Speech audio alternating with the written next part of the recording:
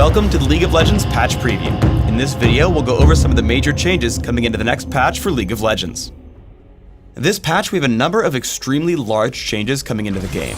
We have a significant update on Sivir, complete with updated base stats, a remake on Ricochet, and a brand new passive. What problems are we looking to solve, and what new toys can Sivir players expect here? The biggest thing that's held Sivir back in the past has been her very short range for an AD carry. We've increased this pretty substantially to kind of fill more of that ranged AD feeling that you expect from these types of characters, as well as to give her a little bit more safety on the farm side. The second thing we did is we reworked Sivir's W, Ricochet. Now instead of being a toggle that drains mana on each attack, it's an on next hit effect like Nasus' Siphoning Strike. This will let her do kind of a double attack thing like we see with other on next hit effects, which improves her ability to skirmish and kind of play in the lane when there's fewer than 5 targets. Finally, we've changed Sivir's passive. As opposed to giving dodge while moving, it now gives bonus move speed when you attack an enemy champion. This allows Sivir to chase down people without having to blow her ultimate every single time she wants to finish off a wounded foe or keep up with a moving team fight. We have a total overhaul of the jungle in this patch.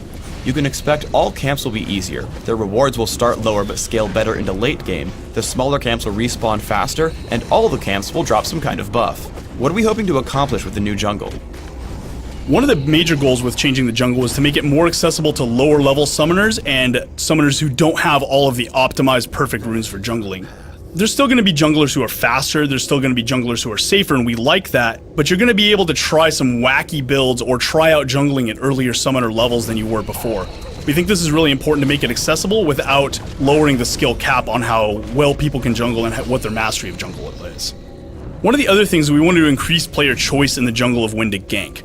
How we've done this is we've increased the respawn rate of the jungle mobs, so each time a jungler has to go, is it time to gank or not now? Instead of just waiting until the jungle is clear and going and ganking while the monsters respawn, each time they do, they have to consider the trade-off between the successful gank or do I go back in the jungle, clear out some more mobs and get some more farm first. This is going to create some more dynamic choices when choosing your timings of when to jungle, which will not only be more skill-based for the jungler, but will also make ganks somewhat more unpredictable for those in lane who are going to have to pay a little bit more attention and be more on their game to watch for those jungle ganks.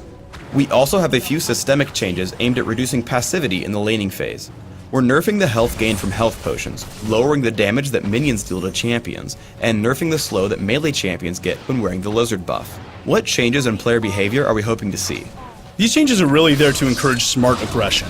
What this means is right now when you attack an enemy champion in lane, if there's any minions around, they pretty much rock you.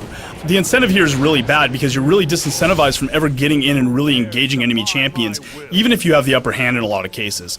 This minion damage nerf to champions is going to help make it so if you think about when the right time to strike is, you can get in there and you can really engage and you can really feel like you made the right choice.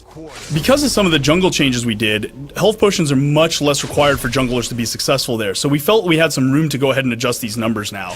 The reason we wanted to do so was people were being a little too hard to kill in lane because of the high health to cost effect of health potions early on, which was further disincentivizing aggression. We have lowered lizard buff slow percentage on melee characters. The reason we did this is in light of some of these lane changes that make it so aggression is more rewarded. You know, you're going to start pushing in and getting some good engagements on these enemies, but the enemy jungler comes out with red buff and is really powerful and scary.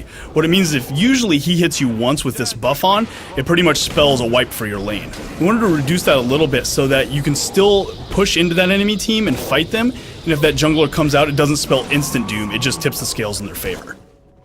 Thanks for tuning in to the League of Legends patch preview. Please subscribe to the Riot Games YouTube channel above, and don't forget to thumbs us up just below the video.